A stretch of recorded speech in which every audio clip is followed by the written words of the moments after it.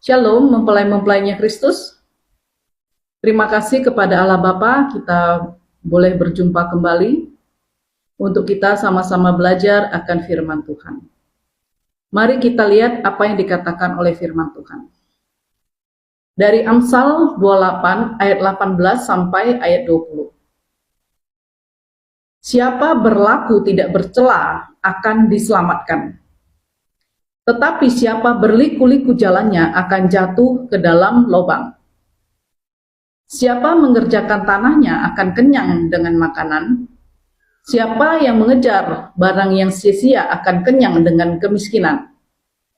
Orang yang dapat dipercaya mendapat banyak berkat, tetapi orang yang ingin cepat menjadi kaya tidak akan luput dari hukuman. Jadi ini dikatakan 3 hal kepada orang fasik, ya, yang berliku-liku jalannya. Mereka akan jatuh ke dalam lubang. Ini kata firman Tuhan. Berarti mereka akan mengalami celaka. Orang yang curang, ya. Orang yang mengejar barang yang sia-sia akan datang kemiskinan kepadanya. Nah, terus dikatakan juga orang yang ingin cepat menjadi kaya tidak akan luput dari hukuman.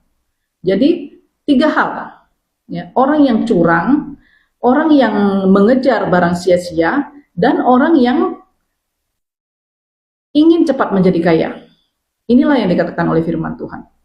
Nah, kemudian firman Tuhan juga berkata kepada orang yang benar. Ya. Siapa yang berlaku tidak bercela akan diselamatkan, kata firman Tuhan. Yang tidak bercela, ya, mereka lah yang akan diselamatkan. Yang mengerjakan tanahnya yang akan kenyang dengan makanan. Berarti mereka yang rajin, mereka akan dikenyangkan. Dan orang yang dapat dipercaya, yang akan mendapat banyak berkat. Jadi, orang yang bisa mendapatkan banyak berkat, itu adalah orang yang bisa dipercaya. Nah, Filipi 3 ayat 7-8 dikatakan, apa yang dahulu merupakan keuntungan bagiku, sekarang kuanggap rugi karena Kristus. Malahan segala sesuatu kuanggap rugi, karena pengenalan akan Kristus Yesus Tuhanku lebih mulia daripada semuanya itu. Oleh karena dialah aku telah melepaskan semuanya dan menganggapnya sampah, supaya aku memperoleh Kristus. Jadi Paulus berkata, semua kemuliaan dia, semua kebanggaan dia, nama baiknya, kehormatannya, bahkan nama baik turun-temurun, ya, studi-studi dia, ilmunya, keahlian dia, ya, dia adalah seorang ahli kitab. Nah, bahkan dia menguasai berbagai bahasa. Nah, itu dianggap semuanya itu sampah. Dan memperoleh Kristus itu jauh lebih berharga daripada semuanya yang dia ada. Jadi itulah gambaran orang yang benar-benar mengasihi firman Tuhan. Di tanggal 10 September tahun 22, ya. September 2022. Di sini Tuhan mengajarkan tentang manusia-manusia cemar. Mereka ini adalah orang-orang yang juga percaya kepada Tuhan.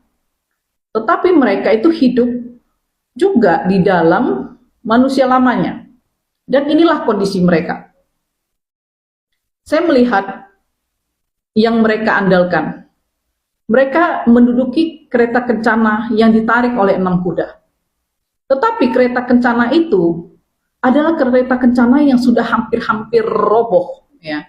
Bersama dengan keluarga-keluarga mereka naik kereta kencana itu. Nah, kemudian saya juga melihat bagaimana makanan itu begitu bau busuk di tempat itu. Airnya begitu kotor. Juga saya melihat bagaimana mereka berpakaian compang-camping. Dan mereka kalau mengganti pakaian, mereka mengganti pakaian dengan pakaian senonoh, ya. Dan kemana saja mereka pergi, mereka itu sibuk membawa barang-barangnya itu di dalam karungnya. Itulah harta mereka, kata Tuhan. Mereka itu berpesta dalam kemewahan yang senonoh di bawah tenda yang akan segera roboh. Tenda-tenda itu segera roboh, saya melihatnya. Mereka menggantungkan hidup pada sungai yang sangat kotor, sungai yang beracun. Dan saya melihat sebuah kapal yang lewat. Kapal itu begitu sesak, begitu ribut, dan kapal itu hampir-hampir tenggelam. Nah, lalu saya juga melihat seseorang yang sedang memperbaiki pakaiannya. Dia menangis di sebuah sudut. Dia bersembunyi dan dia memperbaiki pakaiannya. Tetapi ketika dia keluar daripada tempat dia bersembunyi, dia diburu. Dia dikejar-kejar untuk dibunuh. Dan saya melihat kok tempat itu seperti sebuah benteng, sebuah penjara yang besar. Dan saya melihat senjata-senjata yang sedang disiapkan, rudal-rudal, bahkan semua jenis senjata ada di sana. Dan Tuhan berkata, kalau saja mereka bisa melihat bagaimana kondisi mereka, bagaimana hidup mereka, kedagingan mereka itu semuanya sia-sia, kata Tuhan. Mereka sedang memakan dustanya iblis. Dunia itu tidak bisa memberimu pakaian, dunia itu tidak bisa memberimu, tidak bisa membersihkan, kata Tuhan ya. Jika kalian itu mau sungguh-sungguh keluar, kata Tuhan, jangan ingat-ingat lagi kepada hidupmu, kedaginganmu, kata Tuhan. Nah, mereka semua yang mengharapkan kepada sungai yang kotor itu, mereka akan segera tenggelam, kata Tuhan. Tanggalkan segala kedagingan, ganti pakaianmu, kata Tuhan. Jika ada orang yang benar, yang percaya kepada Tuhan, dan mau sungguh-sungguh merendahkan diri di hadapanku, kata Tuhan. Mereka yang mencari perlindunganku, kata Tuhan, aku akan mendengar mereka, aku akan melepaskan mereka dari segala kesesatan mereka. Itu kata Tuhan. Dan benar apa yang dikatakan firman Tuhan ini di dalam 1 Timotius 6 ayat 6 sampai ayat 10. Memang ibadah itu kalau disertai rasa cukup memberi keuntungan besar. Sebab kita tidak membawa sesuatu apapun ke dalam dunia dan kita tidak membawa apapun keluar. Asal ada makanan dan pakaian cukuplah. Tetapi mereka yang ingin kaya jatuh ke dalam pencobaan, ke dalam jerat, ke dalam berbagai-bagai nafsu yang hampa, yang mencelakakan, yang menenggelamkan manusia itu ke dalam keruntuhan dan kebinasaan. Nah, ini dikatakan oleh Timotius ya. Orang yang ingin kaya itu terjatuh ke dalam pencobaan, ke dalam jerat, ke dalam berbagai nafsu yang hampa, yang mencelakakan, menenggelamkan dalam keruntuhan dan kebinasaan. Ini tepat sekali apa yang dikatakan dalam Timotius. Karena akar segala kejahatan ialah cinta uang, sebab oleh memburu uanglah beberapa orang telah menyimpang dari iman dan menyiksa dirinya dengan berbagai-bagai duka. Nah, saya melihat kedukaan-kedukaan di situ. Dan itulah yang terjadi kepada orang yang mendua hati. Ya, orang yang mendua hati. Dan besoknya di tanggal 11 September 2022 juga, saya melihat sebuah aula yang sangat besar, ya, tinggi dan besar. Dan saya melihat orang yang beribadah. Mereka itu dari berbagai suku, bangsa, dan bahasa ya. Mereka berkumpul di sana untuk beribadah. Lalu saya melihat dua malaikat itu datang. Masing-masing itu mereka membawa sebatang buluh yang panjang. 1 meter lebih bulunya itu. Dan mereka memukul kaki orang itu untuk mereka mundur dan keluar dari tempat ibadah itu. Dan mereka itu adalah orang-orang yang masih memakai kasutnya, memakai sepatunya untuk beribadah. Lalu Tuhan berkata begini, orang yang mau beribadah kepadaku harus melepaskan keinginannya, memperhatikan pakaiannya, kata Tuhan. Apakah seorang hamba itu dapat menuntut apa-apa daripadaku? Seorang hamba itu sepatutnya itu mereka merendah, kata Tuhan. Merelakan hatimu, kata Tuhan. Kuduskan dirimu, jangan ada lagi keinginan diri sendiri, mengandalkan kekuatan sendiri, sebab aku tidak berkenan, kata Tuhan. Mereka harus takut dan hormat kepadaku. Aku akan menghalau mereka, atau aku akan menghalau mereka, kata Tuhan. Sebab rumahku adalah tempat yang kudus. Tetapi dari orang-orang yang muda, kudapati mereka itu lebih layak di hadapanku. Orang-orang muda itu lebih layak di hadapan Tuhan. Karena mereka tidak membawa kesombongan mereka, keinginan-keinginan mereka yang di luar daripada kehendak Tuhan. Mereka itu lebih murni di hadapan Tuhan, kata Tuhan. Mereka itu merendahkan dirinya di hadapan Tuhan. Itulah orang-orang yang layak di hadapan Tuhan. Keluaran 3 ayat 5 sampai 6. Lalu Tuhan berfirman, janganlah dekat-dekat, tanggalkanlah kasutmu dari kakimu, sebab tempat di mana engkau berdiri adalah tanah yang kudus. Lalu ia berfirman, akulah Allah ayahmu, Allah Abraham, Allah Ishak, dan Allah Yakub. Lalu Musa menutupi mukanya sebab ia takut memandang Allah. Lalu juga di Yosua 5 ayat 15. Dan panglima bala tentara Tuhan itu berkata kepada Yosua, tanggalkanlah kasutmu dari kakimu, sebab tempat engkau berdiri itu kudus. Dan Yosua berbuat demikian. Saya yakin Musa dan Yosua ini adalah orang yang telah melihat apinya Tuhan. Mereka bisa merasakan ya bagaimana kekudusan Allah, sehingga Allah menyuruh mereka itu menanggalkan kasut mereka. Mereka adalah orang yang melihat apinya Tuhan. Nah, itulah kegentaran kepada Tuhan ya. Itulah kita harus menyadari betapa kita itu harus kudus di hadapan Tuhan. Yakobus 1 ayat 9 sampai ayat 11. Baiklah saudara yang berada dalam keadaan yang rendah, bermegah karena kedudukannya yang tinggi. Dan orang kaya yang kedudukannya yang rendah, sebab ia akan lenyap seperti bunga rumput. Karena matahari terbit dengan panasnya yang terik dan melayukan rumput itu, sehingga gugurlah bunganya dan hilanglah semaraknya. Demikian jugalah halnya dengan orang kaya di tengah-tengah segala usahanya, ia akan lenyap. Nah, ini dikatakan oleh Yakobus kepada orang-orang yang bersandar kepada kekayaannya. Ya. Orang-orang yang tidak bersandar kepada iman, mereka akan dilenyapkan.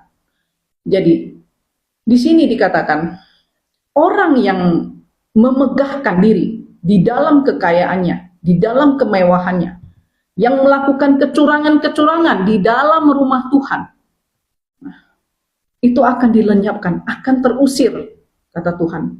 Ya. Matius di tanggal 25 Maret tahun 2022 juga ya, saya melihat Tuhan itu sebagai tukang. Dia itu sedang memahat dan dia memalu 3 paku. Di tangannya itu ada 3 paku dan dia sedang memalu paku itu. 3 paku itu tersusun seperti bentuk segitiga dan dia memalu di situ.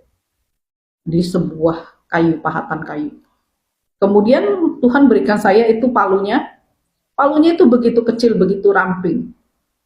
Saya malu dan tidak ada satupun yang bisa masuk. Tidak ada satupun yang tembus gitu. Memalu 3 sekaligus. Tetapi ketika saya kembalikan itu palu itu kepada Tuhan, Tuhan palu kembali, itu masuk. Dengan begitu lembutnya Tuhan masukkan 3 paku itu ke dalam kayu itu. Dan kemudian Tuhan cabut kembali paku-paku itu. Waktu Tuhan cabut kembali, itu batu-batu itu keluar daripada lubang itu. Dan saya itu menampung batu-batunya itu. Kemudian waktu saya berbalik, saya melihat itu pahatan kayu yang tadi mati itu menjadi manusia yang hidup. Dan Tuhan berpesan begini, orang yang keras kepala, orang yang tegar tengkuk itu tidak akan berubah kalau bukan Tuhan yang menghajar mereka. Tuhan yang harus memaku mereka. Paku yang dia pakai di atas salib itu harus dipakukan masuk kepada mereka. Itu yang Tuhan akan lakukan di akhir-akhir zaman ini kepada orang yang tegar tengkuk, kepada orang yang tidak mau berubah. Tuhan akan lakukan itu. Yakobus 1 ayat 21 sampai 22. Sebab itu buanglah segala sesuatu yang kotor dan kejahatan yang begitu banyak itu, dan terimalah dengan lemah lembut firman yang tertanam di dalam hatimu, yang berkuasa menyelamatkan jiwamu. Tetapi hendaklah kamu menjadi pelaku firman dan bukan hanya pendengar saja. Sebab jika tidak demikian, kamu menipu dirimu sendiri, kata Tuhan. Buanglah segala yang kotor, kejahatan yang begitu banyak. Terimalah dengan lemah lembut firman yang tertanam di dalam hatimu. Firman yang sudah ada di dalam hatimu itu katanya. yang berkuasa untuk menyelamatkan jiwamu itu, terimalah kata Tuhan dengan lemah lembut. Mazmur 119 ayat 71 sampai 73. Bila aku tertindas itu baik bagiku, katanya. Supaya aku belajar ketetapan-ketetapanmu. Tanganmu telah menjadikan aku dan membentuk aku. Berilah aku pengertian supaya aku dapat belajar perintah-perintahmu. Nah, ini dikatakan oleh Daud, Mazmur Daud. Kenapa Mazmur Daud itu sangat berkenan kepada Tuhan? Karena Daud itu adalah orang yang sangat lembut hati kepada Tuhan. Mereka takut kepada Tuhan. Mereka itu taat kepada Tuhan. Mereka itu tunduk kepada Tuhan. Kita harus menjadi orang yang mau dibentuk oleh Tuhan. Menjadi orang yang mau ditegur oleh Tuhan, oleh firman-Nya. Atau kita akan menjadi orang yang tidak punya harapan. Seperti kayu yang mati tadi. Yang hanya tinggal tunggu dibuang dan dibakar. Kalau kita tidak mau takluk kepada firman Tuhan. 2 Korintus 5 ayat 4-5. Sebab selama masih diam di dalam kemah ini, kita mengeluh oleh beratnya tekanan. Karena kita mau mengenakan pakaian yang baru itu tanpa menanggalkan yang lama. Supaya yang fana itu ditelan oleh hidup. Kita mau mengenakan dua pakaian. Pakaian yang lama dan pakaian yang baru. Kita mau mengenakan dua pakaian ini tidak bisa, kata Tuhan. Tanpa menanggalkan yang lama itu tidak mungkin, kata Tuhan. Supaya yang lama itu ditelan oleh hidup. Supaya yang lama itu dimusnahkan oleh firman Tuhan. Tetapi Allah lah yang justru mempersiapkan kita untuk hal itu, yang mengaruniakan roh kepada kita sebagai jaminan segala sesuatu yang telah disediakan bagi kita. Allah itu telah mengaruniakan rohnya kepada kita. Itulah jaminan kita. Segala sesuatu itu sudah dijamin dan disediakan oleh Tuhan bagi kita. Tuhan tahu kelemahan kita, Tuhan tahu keterbatasan kita, Tuhan tahu ketidakberdayaan kita. Dan Tuhan itu menjamin, Tuhan itu bertanggung jawab atas hidup kita. Kalau kita mau sungguh-sungguh datang kepada Tuhan. Seperti tadi yang dikatakan oleh Amsal. Orang yang benar itu dijamin keselamatannya oleh Tuhan. Orang yang rajin itu pasti kenyang. Orang yang lurus, orang yang bisa dipercaya, itu pasti dipercaya banyak berkat, kata Tuhan. Nah, itu jaminan firman Tuhan. Di tanggal 23 Mei kemarin ya, baru berapa hari yang lalu, belum seminggu, saya melihat rumah yang unik. Rumah ini dari tanah liat. Ada berlantai 2, ya. Kemudian saya berjalan, nggak seberapa jauh lagi, saya melihat lagi yang lantai 3. Dan ketika saya berjalan lagi beberapa jauh, saya melihat lagi yang berlantai 4. Rumah ini semua sama dari tanah liat, walaupun bentuknya beda-beda, ada keunikannya masing-masing. Tetapi rumah-rumah ini adalah dari tanah liat. Dan saya melihat pagar temboknya itu seperti sebuah perisai yang sangat tebal. Tembok-tembok batu-batunya itu sangat kokoh. Dan saya menilai rumah ini tidak sebanding dengan temboknya, pagarnya yang di luar. Pagar di luar itu lebih jauh daripada yang bentuk rumahnya sendiri sebenarnya. Lebih bernilai pagarnya. Dan saya juga melihat plat-plat emas di depan daripada pagarnya ini. Plat emas yang begitu besar. Tidak senilai sebanding dengan rumah tanah liat yang di dalam itu. Walaupun dia berlantai 2, berlantai 3, dan berlantai 4, itu tidak sebanding nilainya. Di atas plat itu tertulis sign A. Sign A. Ketika saya lewatin rumah pertama, saya melihat tanda itu. Ketika saya melihat lagi ke rumah yang selanjutnya, begitu juga. Begitu juga dengan yang berlantai 4. Lalu Tuhan berkata begini,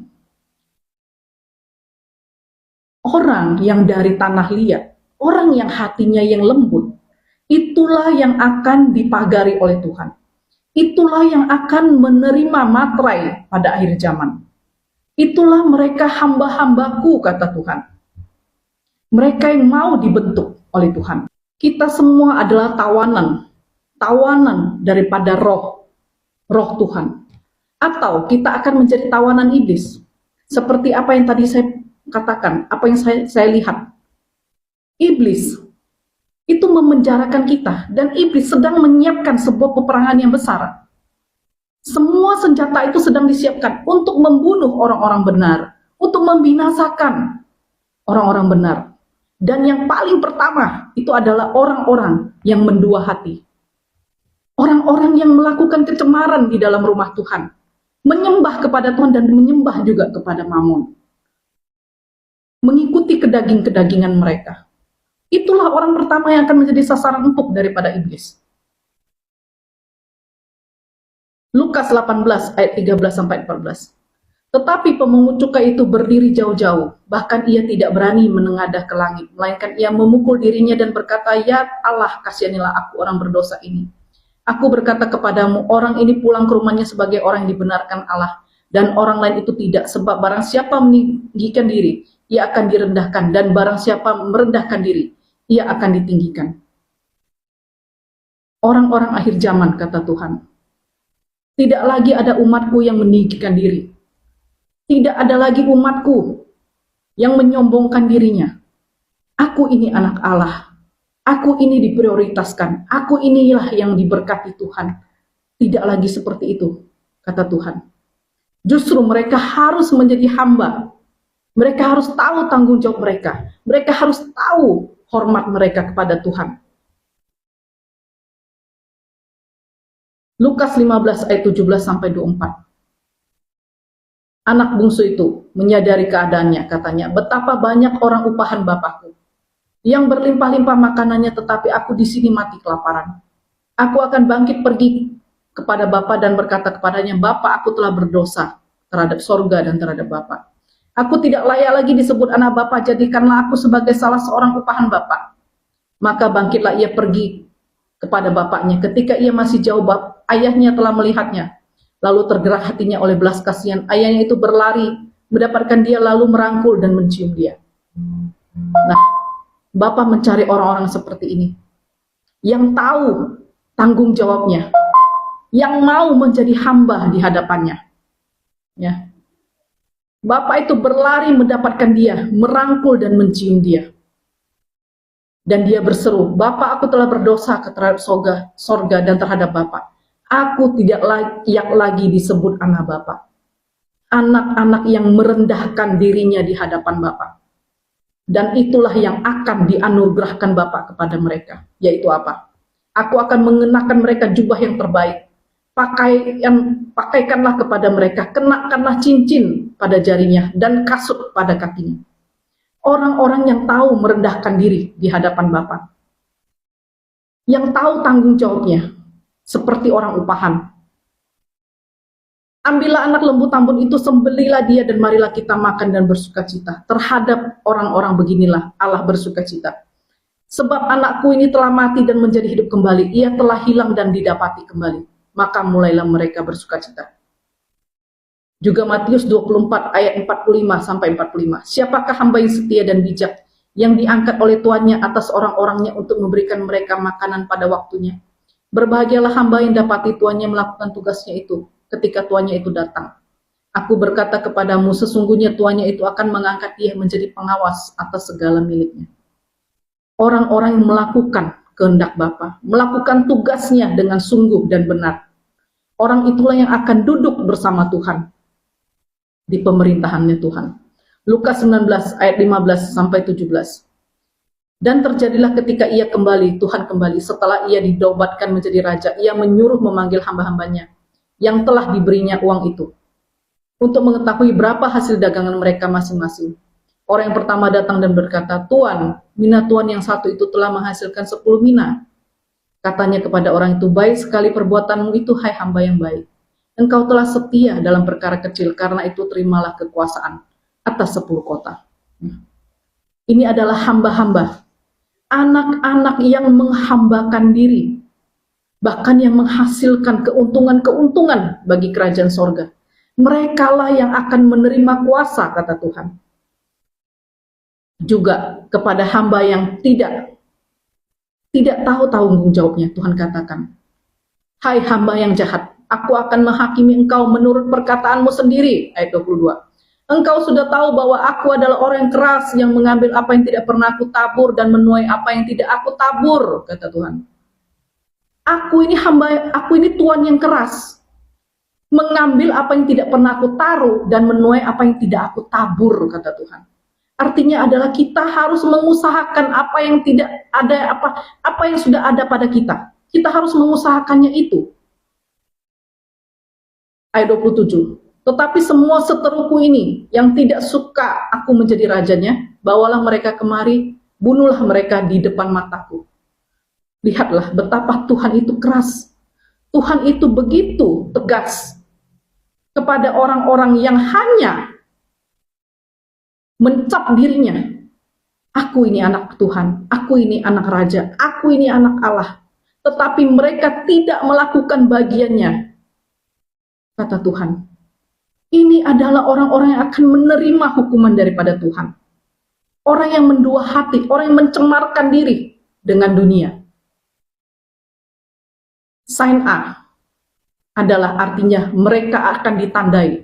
Mereka adalah orang yang dipilih sebagai hamba-hamba Allah. Orang-orang pilihan Tuhan itu adalah orang-orang yang hormat kepada Tuhan, orang yang segan kepada Tuhan, seperti Ishak berkata, Allah yang disegani oleh ayahku Abraham. Allah yang disegani. Orang-orang seperti inilah yang akan ditandai oleh Tuhan di akhir zaman. Dan orang yang separuh-separuh hati, itu akan merasakan keadilan Tuhan yang luar biasa di akhir zaman. Punya ketaatan seperti Daud, punya ketaatan seperti Abraham, punya kepekaan seperti Daniel. Orang yang rela kehilangan nyawanya akan mendapatkan kembali nyawanya. Inilah orang-orang yang akan diberi tanda. Orang-orang seperti Daniel. Rumah yang bertingkat 2, rumah yang bertingkat 3, rumah yang bertingkat 4, kata Tuhan. Engkau harus mengajarkan kepada seluruh daripada keturunanmu, supaya mereka juga menjadi hamba. Punya hati seperti tanah liat. Mereka akan dipagari oleh Tuhan. Wahyu 9 ayat 4. Kepada mereka dipesankan supaya mereka jangan merusakkan rumput-rumput di bumi dan tumbuh-tumbuhan ataupun pohon-pohon, melainkan hanya manusia yang tidak memakai materai Allah di dahinya. Orang yang tidak memakai materai Allah, mereka akan dirusakkan oleh iblis. Keluaran 12 ayat 13, 22, 24, 29, dan 30. Darah itu menjadi tanda bagimu pada rumah-rumah di mana kamu tinggal. Apabila kamu melihat darah itu, maka aku akan lewat daripadamu. Jadi tidak akan ada tulah kemusnahan di tengah-tengah kamu apabila aku menghukum tanah Mesir. Kemudian kamu harus mengambil seikat hisop dan mencelupkannya dalam darah yang ada dalam sebuah pasu. Dan darah itu harus kamu sapukan pada ambang atas. Dan pada kedua tiang pintu, seorang pun dari kamu tidak boleh keluar pintu rumahnya sampai pagi. Ini ada aturan-aturan Tuhan. Ketika engkau menerima tanda daripada Tuhan, engkau harus patuh kepada Tuhan. Kemudian, Tuhan akan menjalani Mesir untuk menulahinya. Apabila ia melihat darah pada ambang atas dan pada kedua tiang pintu itu, maka Tuhan akan melewati pintu itu. Tidak membiarkan pemusnah masuk ke dalam rumahmu untuk menulahi engkau. Kamu harus memegang ini sebagai ketetapan sampai selama-lamanya bagimu dan bagi anakmu. Engkau harus ditudungi oleh Tuhan. Engkau harus full ditudungi. Engkau tidak bisa ada kebocoran sedikit pun, kata Tuhan. Maka pada tengah malam Tuhan akan membunuh tiap-tiap anak sulung di tanah Mesir. Dari anak sulung Firaun yang duduk di tahtanya sampai kepada anak sulung orang tawanan. Dan orang yang dalam liang tutupan beserta dengan segala sulung hewannya. Lalu bangunlah Firaun pada malam itu bersama dengan semua pegawainya dan semua orang Mesir. Dan kedengaranlah seruan yang hebat di Mesir. Sebab tidak ada rumah yang tidak ada kematian. Orang-orang yang melecehkan firman Tuhan, yang mengejek firman Tuhan, mereka akan menerima hukuman. Dan kita tidak boleh ada kebocoran, kata Tuhan. Ketika ada kebocoran, maka iblis berhak untuk mendakwa kita.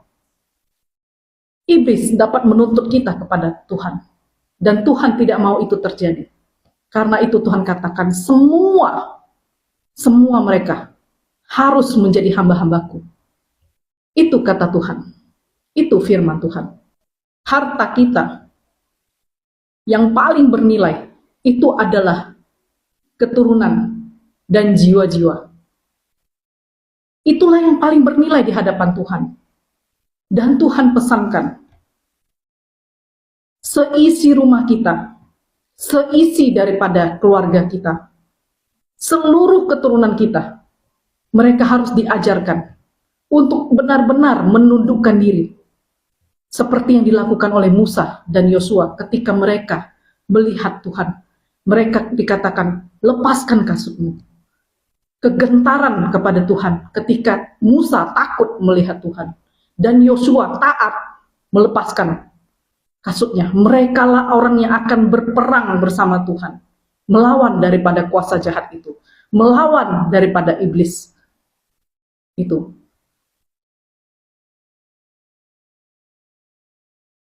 Mei 2024 tahun lalu, saya melihat banyak bejana-bejana, dan bejana itu bening, dan saya melihat minyak yang sangat baik di dalam bejana-bejana itu, dan bagaimana anak-anak itu bermain di sekitar bejana-bejana itu, dan tiba-tiba saya melihat bejana itu terangkat,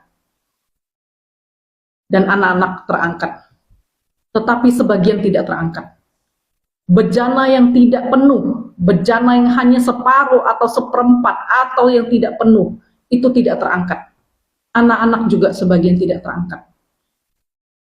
Dan ketika Tuhan ingatkan saya kembali tentang itu, Tuhan katakan, kerajaan sorga tidak boleh ada kerugian, tidak menghendaki kerugian. Itu kata Tuhan. Ketika setelah saya melihat itu, saya mendengar suara yang berkata, end of time, end of time, end of time. 3 kali seruan itu diserukan. Dan kerusuhan besar itu terjadi di mana-mana. Ketika kerusuhan itu terjadi, saya melihat tidak lagi ada seseorang pun yang menjual makanan. Semua kosong. Dan itulah yang sedang disiapkan oleh iblis. Supaya semua manusia akan mengalami kesengsaraan. Mereka akan berharap kepada kuasa kegelapan itu hanya untuk mendapat makanan. Itulah kesesakan itu. Dan itu belum seberapa. Masih ada kengerian yang lebih mengerikan lagi.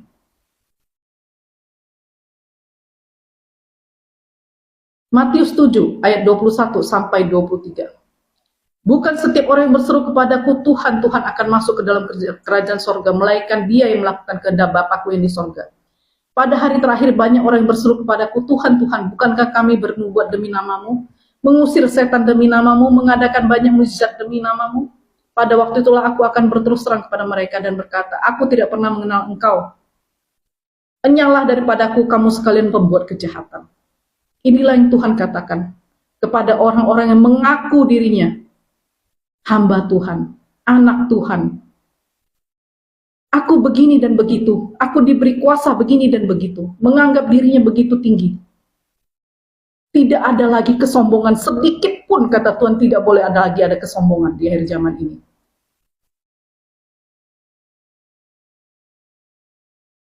Anak yang tidak benar, anak yang nakal, anak yang tidak penurut, ya. Kita itu sebagai orang tua pun kita bisa stres. Kita malu ketika kita melihat anak-anak kita begitu. Begitu juga dengan Bapa di sorga. Ketika kita mengaku kita sebagai anak Allah, apakah kita membuat Bapa di sorga itu stres? Apakah kita juga membuat Bapa di sorga itu malu ketika kita mengaku diri kita seperti itu? Kata Tuhan, seperti perkataanmu, engkau akan diadili. Seperti pengakuanmu, engkau akan didakwa, kata Tuhan. Jangan pernah mengaku kita anak Allah kalau kita tidak bisa sempurna seperti Bapa. Kita tidak mengusahakan kesempurnaan itu. Jangan pernah mengaku hal itu. Kita harus sangat berhati-hati dengan standarnya Bapa. Standarnya Bapa itu adalah sempurna. Ketika kita mengaku kita anak, kita harus memenuhi standar itu dengan sempurna. Maleakhi 1 ayat 6, 10 dan 13. Seorang anak menghormati Bapa dan seorang hamba menghormati tuannya. Jika aku ini Bapa, di manakah hormat yang kepadaku itu? Jika aku ini Tuhan, di manakah takut yang kepadaku itu? Firman Tuhan semesta alam kepada kamu. Hai para imam yang menghina namaku, tetapi kamu berkata, dengan cara bagaimanakah kami menghina namamu? Sekiranya ada di antara kamu yang mau menutup pintu supaya jangan kamu menyalakan api di mezbahku dengan percuma. Aku tidak suka kepada kamu, firman Tuhan semesta alam.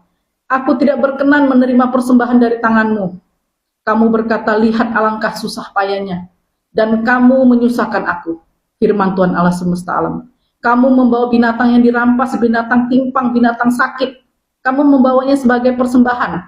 Akankah aku berkenan, aku menerimanya dari tanganmu? Firman Tuhan. Orang yang dikatakan sebagai imam, mereka menghina Tuhan. Ketika mereka menyembah kepada Tuhan, tetapi mereka juga menyembah kepada dunia. Itulah imam yang tidak benar. Kata Tuhan, sekiranya kamu mau menutup pintu, Tuhan tidak mau menerima persembahan yang seperti itu. Tuhan tidak mau engkau datang, menyembah Dia, memuji Dia, ketika hatimu itu bercabang, kata Tuhan. Engkau berkata engkau susah payah, harus menyembah Tuhan. Engkau bersusah payah harus begini, begitu, dan begini, begitu. Kata Tuhan, sesungguhnya kamulah yang menyusahkan aku, kata Tuhan. Kamu itu membawa binatang rampasan, artinya apa yang kamu dapatkan itu dari kecurangan. Apa yang kamu hasilkan itu dari hal yang tidak benar. Binatang timpang, binatang sakit. Kamu tidak mau menjadi sempurna di hadapanmu. Kamu masih melakukan kecemaran-kecemaran. Kamu masih menjadi manusia dunia, kata Tuhan. Apakah aku akan berkenan, kata Tuhan, dengan persembahanmu itu? Tentu Tuhan tidak berkenan. Tuhan sangat benci kepada anak-anak yang mengaku seperti ini di hadapan Tuhan. Anak yang tidak bertanggung jawab, anak yang durhaka, anak yang pemberontak, kata Tuhan. Aku akan menuntut itu. Kita harus mengejar kesempurnaan seperti yang Tuhan mau, kalau kita mau disebut sebagai anak. Anak adalah perkataan Tuhan kepada kita. Tidak pernah dikatakan anakku Petrus, anakku Simon, anakku Paulus, anakku Musa, anakku Abraham. Tidak pernah Allah menyebut seperti itu. Kita yang melabelkan diri kita sebagai anak-anak Allah. Harusnya Allah lah yang melabelkan itu kepada kita. Bukan kita yang melabelkan diri kita kepada Allah. Bukan. Kita jangan menarik turun Allah sesuai dengan apa yang kita mau. Tidak bisa. Allah lah yang menilai kita, apakah kita layak disebut sebagai anak, atau kita tidak layak disebut sebagai anak. Hanya Tuhan yang tahu.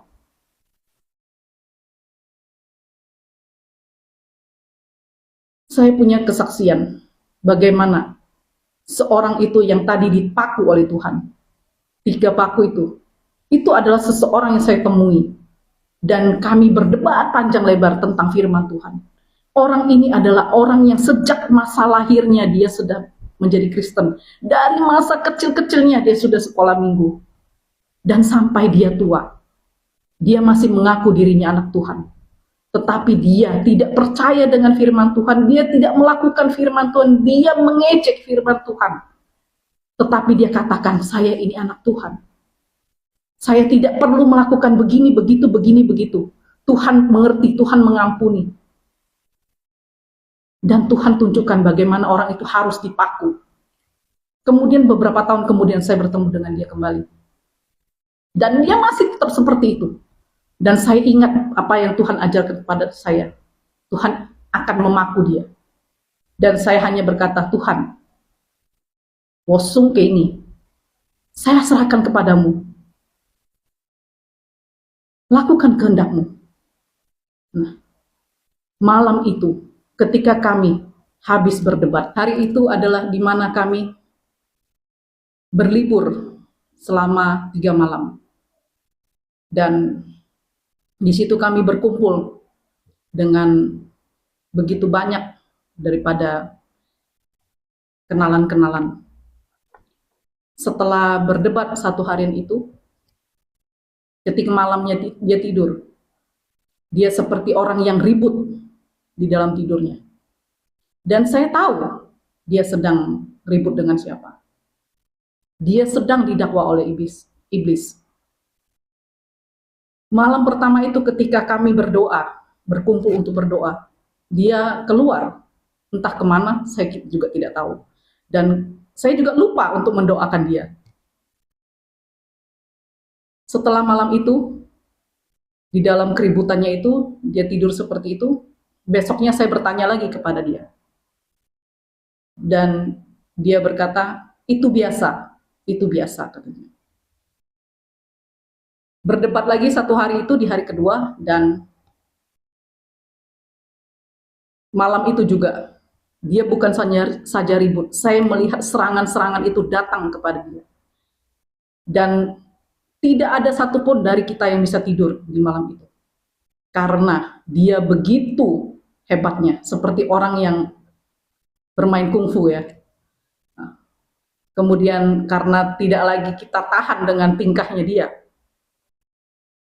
saya hanya menepok dia sebentar, kemudian dia terbangun.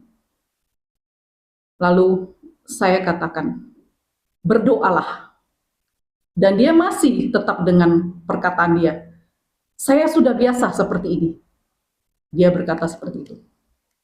Dan ketika dia mulai tidur lagi, dia kembali lagi seperti itu, mengamuk.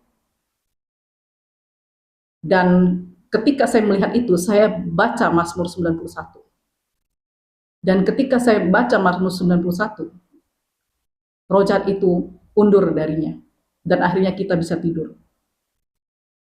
2 malam saya tidak mendoakan dia. Dan besok paginya ketika dia bangun, saya tanyakan dia lagi. Dan akhirnya dia katakan, dia sudah sering seperti itu. Saya bilang, karena kamu melawan firman Tuhan. Kamu diduduki oleh iblis, saya katakan. Engkau tidak bisa seperti ini terus-menerus, saya bilang. Tidak mungkin anak Tuhan itu diduduki oleh iblis, saya katakan. Engkau harus berdoa. Dan dia katakan, saya tidak pernah bisa berdoa. Saya tidak bisa berdoa. Kalau engkau tidak bisa berdoa, engkau baca firman, saya katakan. Nyanyikan pujian. Saya terus katakan itu, walaupun dia berdebat seperti apa, saya katakan itu terus-terusan. Dan ketika malam itu tidur, kami semua yang ada di situ, terjadi lagi keributan di malam ketiga itu. Tetapi keributan itu adalah dia bernyanyi kepada Tuhan. Dia bernyanyi di dalam tidurnya itu kepada Tuhan. Itulah kuasa firman Tuhan. Dan ketika saya diingatkan dari Tuhan akan pesan ini, Tuhan katakan, itu juga akan terjadi di akhir zaman. Ketika engkau tidak menyerahkan dirimu kepada Tuhan, iblis bukan saja merampasmu habis-habisan, engkau bahkan tidak bisa tidur satu malam pun, kata Tuhan. Ketika Roh Kudus sudah diangkat, ketika bejana yang penuh itu semua diangkat, ketika hamba-hamba yang benar semua diangkat, kesengsaraan itu akan sangat mengerikan. Ketika engkau membuka matamu, engkau akan melihat kehancuran demi kehancuran, kebinasaan demi kebinasaan. Dan ketika engkau tidur, engkau tidak akan bisa tidur. Engkau akan diganggu iblis habis-habisan. Engkau akan berharap kematian, tidak ada lagi kedamaian di dalam hidupmu, kata Tuhan. Itulah yang sedang akan iblis lakukan kepada kita. Karena itu kita harus menerima materai daripada Tuhan. Jadilah hamba-hamba Tuhan. Hamba-hamba Tuhan yang benar-benar tunduk di bawah kaki Tuhan. Itulah yang Tuhan katakan. Firman Tuhan itu adalah satu kepastian. Penuh dengan janji-janji Tuhan. Kepada orang dan kepada orang fasik. Dan inilah akhir zaman, kata Tuhan. Akan terjadi kehancuran demi kehancuran, kebinasaan demi kebinasaan yang dirancangkan oleh iblis. Karena iblis sudah tahu masanya sudah habis. segiat-giatnya iblis akan membinasakan. Itulah yang sedang iblis kerjakan saat ini. Karena itu Tuhan juga akan berperang bagi kita. Bagi orang yang melabelkan dirinya sebagai hamba Tuhan, Tuhan akan berperang baginya. Tuhan akan menjadi perisai yang kokoh baginya. Engkau harus menjadi tawanan daripada roh, kata Tuhan. Kalau engkau tidak menjadi tawanan roh, engkau kecolongan, engkau akan dihabiskan oleh iblis. Harta kita itu adalah keturunan kita, jiwa-jiwa. Itulah yang bernilai di hadapan Tuhan, kata Tuhan. Berdoa bagi keluargamu. Bagaimana engkau harus memenuhi bejanamu? Berdoa. Berdoa setiap saat, setiap engkau ada kesempatan.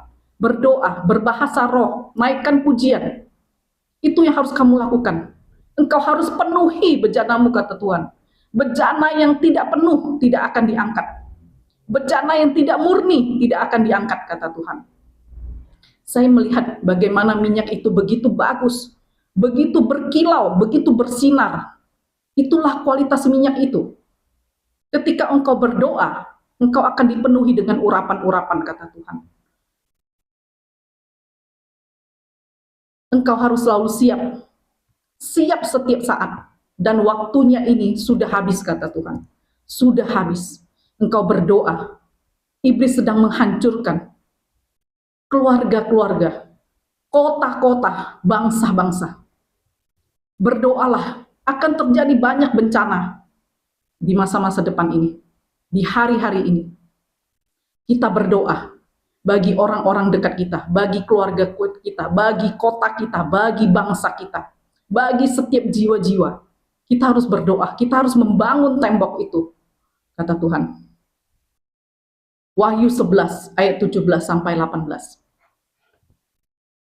Sambil berkata, kami mengucap syukur kepadamu ya Tuhan. Ini adalah orang-orang kudus yang berkata.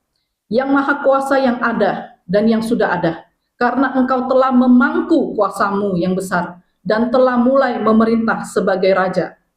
Dan semua bangsa telah marah, tetapi amarahmu telah datang. Dan saat bagi orang-orang mati untuk dihakimi. Orang-orang mati untuk dihakimi. Dan untuk memberi upah kepada hamba-hambamu, nabi-nabi, orang-orang kudus, dan kepada mereka yang takut akan namamu, kepada orang-orang kecil dan orang-orang besar, dan untuk membinasakan barang siapa yang membinasakan bumi.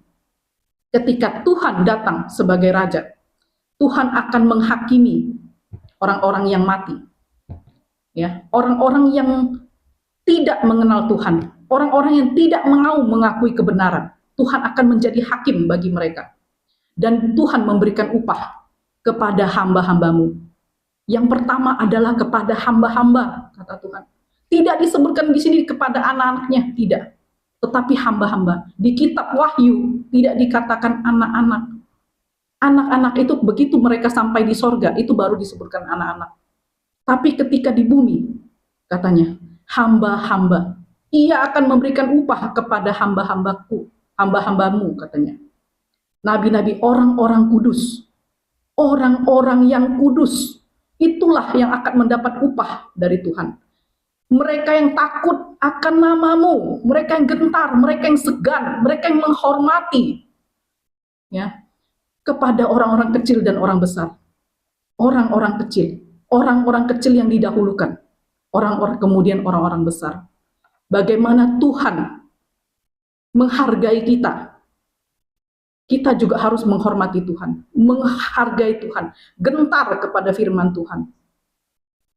Bahkan ketika tahun lalu, ketika saya sedang beribadah, Tuhan katakan, kembalikan kitabku, kata Tuhan. Kembalikan kitabku, kata Tuhan, kembalikan kitabku. Waktu saya mendengar itu, saya menangis dan terus menangis. Saya sedang ibadah, Tuhan bicara seperti itu. Saya tidak membesarkan anak-anak pemberontak, kata Tuhan. Saya tidak membesarkan anak-anak pemberontak, kata Tuhan. Kita harus bertobat dari segala pemberontakan kita. Kita harus menjadi anak-anak yang sesuai dengan kehendak Tuhan. Anak-anak yang dewasa. Api Tuhan itu sedang menjelajah gereja-gerejanya. Dan api Tuhan ini akan membakar setiap yang tidak layak. Orang yang menerima sign A ini, label ini, merekalah yang akan diluputkan. Hamba-hamba yang merendahkan diri kepada Tuhan. Jika masih ada yang tidak merendahkan diri di hadapan Tuhan, tidak menerima label ini, sign A ini, mereka akan dihanguskan, kata Tuhan. Mereka akan menerima upah yang setimpal, kata Tuhan. Mereka akan dimurnikan, dipaksakan untuk murni, kata Tuhan. Kita harus menjadi orang yang siap ketika Tuhan datang. Kita harus menjadi orang yang tetap berdiri, tetap tegak ketika Tuhan itu datang. Tanpa pemurnian, tanpa pengudusan, kita tidak bisa mungkin berdiri di hadapan Tuhan. Tidak akan bisa. Kemusnahan demi kemusnahan itu sedang terjadi di bumi. Kota demi kota, bangsa demi bangsa. Kita harus menjadi orang yang berdiri, berdoa bagi setiap kota kita, bagi setiap bangsa kita. Bukan hanya keluarga kita, urapan yang kita terima. Ketika kita berdoa, ketika kita memuji Tuhan, ketika kita berbahasa roh, urapan itu untuk kita berdoa bagi bangsa kita. Akan terjadi banyak bencana, akan terjadi banyak kemusnahan, jiwa-jiwa akan dicuri. Iblis sedang begitu mengamuk, begitu marah. Inilah yang dikatakan oleh kitab Wahyu. Semua bangsa telah marah, tetapi amarahmu telah datang. Itulah kata Tuhan, tetapi amarahmu telah datang. Ini amarah Tuhan yang sedang datang. Kita harus berdiri, berdoa bagi bangsa kita, kota kita, keluarga kita, orang-orang yang kita kenal, kenalan kita, teman-teman kita, semua yang kita kasih, kita harus berdoa. Supaya mereka juga diselamatkan, supaya mereka itu bertemu dengan kesempatan mengenal Tuhan. Mereka bertemu dengan murka kasih-Nya Tuhan. Mereka tidak dibinasakan. Itu kata Tuhan. Kita harus mencegah hal itu. Dan kita tidak bisa lagi bermain-main, menjadi dua hati, itu tidak bisa. Kita tidak lagi bisa berdua hati kepada Tuhan, tidak bisa. Ini waktunya. Tuhan akan memisahkan kambing dan domba, kata Tuhan. Orang benar dan orang fasik ini akan dipisahkan oleh Tuhan. Mari kita berdoa kepada Tuhan. Bapa, kami mengucap syukur. Kami orang-orang yang dikasihi. Kami orang-orang yang selalu mau ditegur. Kami orang-orang mau selalu diajar. Tuhan mampukan kami jika seandainya Tuhan masih ada yang belum layak di hadapan-Mu. Tuhan, tunjukkanlah itu pada kami. Biarlah mata kami melihat, biarlah telinga kami mendengar, Tuhan. Apa yang tidak masih berkenan kepadamu, Tuhan. Tolonglah kami, Tuhan, tolonglah kami. Supaya kami memperoleh perkenanan-Mu, Tuhan. Kami merendahkan hati kami saat ini, Tuhan, di hadapan-Mu, Tuhan. Kami merendahkan diri di hadapan-Mu. Jadikanlah kami, Tuhan, hamba-hamba-Mu, Tuhan, seperti orang-orang pilihan-Mu, Tuhan. Beri kami hati yang dilembutkan. Beri jiwa kami, Tuhan, yang mau tunduk, Tuhan. Beri pikiran kami, Tuhan, yang mau diubahkan, Tuhan, kepadamu. Dan juga kami menyerahkan, Tuhan, keluarga kami, setiap orang yang kami kasihi. Setiap, Tuhan, daripada kenalan kami, sahabat kami, teman kami, bahkan orang yang membenci kami, Tuhan. Ampuni kami, mengampuni mereka, Tuhan. Kami mengampuni mereka. Kami berdoa, kami menjadi semua orang yang diselamatkan, Tuhan. Kami menjadi orang yang berkumpul di bumi, dan kami menjadi orang yang berkumpul di sorga, Tuhan. Kami juga berdoa, Tuhan, bagi setiap kota-kota kami, bangsa kami. Tuhan, kami tahu, Tuhan, penggenapan demi penggenapan terjadi, Tuhan. Tetapi kami berdoa, jiwa-jiwa ini, Tuhan, sekira-kiranya, Tuhan, semungkinnya, Tuhan, sedikit sekali, Tuhan, yang akan binasa, Tuhan. Kami berdoa, Tuhan, sedikit sekali yang akan binasa, Tuhan. Tetapi Tuhan, bukalah hati mereka, bukalah pikiran mereka, bukalah mata mereka, Tuhan, melihat kebenaran, Tuhan. Penuhi kami dengan urapan untuk menyatakan kebenaran, Tuhan. Penuhi kami, Tuhan, dengan urapan-urapan, Tuhan. Jadikan kami saksi yang berani, Tuhan. Saksi-Mu yang berani, Tuhan. Dan kami minta, Tuhan, urapan supaya setiap firman yang keluar Tuhan menjadi firman yang hidup Tuhan, yang mengubahkan, yang memulihkan Tuhan, yang menguatkan Tuhan, bahkan menyatakan mujizat-mujizat kuasa Tuhan kepada setiap mereka yang mendengar Tuhan. Kami berdoa Tuhan, api-Mu Tuhan, api-Mu itu Tuhan menyala di dalam kami Tuhan, tidak ada lagi daripada kami Tuhan, yang suam-suam yang mendua hati kepadamu Tuhan. Kami berdoa, kami membawa api itu kemana-mana Tuhan. Api-Mu itu akan menjalar kemana-mana Tuhan. Dan kami berdoa juga Tuhan, seisi rumah kami, apa segala yang kami punya Tuhan, Engkau materaikan, Engkau tutup bungkus itu Tuhan. Dan Engkau akan pakai itu Tuhan, untuk menyatakan Tuhan, kekuatan-Mu, kekuasaan-Mu Tuhan, untuk menyatakan berkat-Mu Tuhan, bagi setiap orang yang membutuhkan Tuhan. Terima kasih Bapak, terima kasih. Kami mengucap syukur untuk semua yang baik yang daripada-Mu. Kami mengucap syukur untuk firman-Mu. Kami mengucap syukur untuk tubuh dan darah-Mu yang melayakkan kami. Kami bersyukur untuk setiap hamba-hamba-Mu Tuhan yang mengajar kami Tuhan. Pengurapan demi pengurapan Tuhan. Mengalir turun Tuhan kepada setiap hamba-hamba-Mu Tuhan. Di akhir zaman ini Tuhan. Untuk mengubahkan setiap kami. Untuk terus mengingatkan kami. Untuk terus menguatkan kami. Kami berdoa Tuhan. Tidak ada lagi Tuhan firman-firman-Mu yang dilencengkan. Tidak ada lagi firman-firman-Mu Tuhan yang akan dikorup Tuhan, tetapi firman-Mu akan kembali Tuhan, seperti yang Kau inginkan Tuhan. Firman-Mu akan menduduki tempat Tuhan yang tepat Tuhan, dengan maksud yang tepat Tuhan. Firman kebenaran ini akan ditegakkan kembali Tuhan, di dalam gereja-gereja kami Tuhan. Terima kasih Bapa, terima kasih. Di dalam nama Tuhan Yesus, di dalam Roh Kudus, dan Bapa Sorgawi, kami mengucap syukur. Haleluya, haleluya, haleluya, haleluya. Amin, amin, amin. Tuhan memberkati kita semua. Shalom.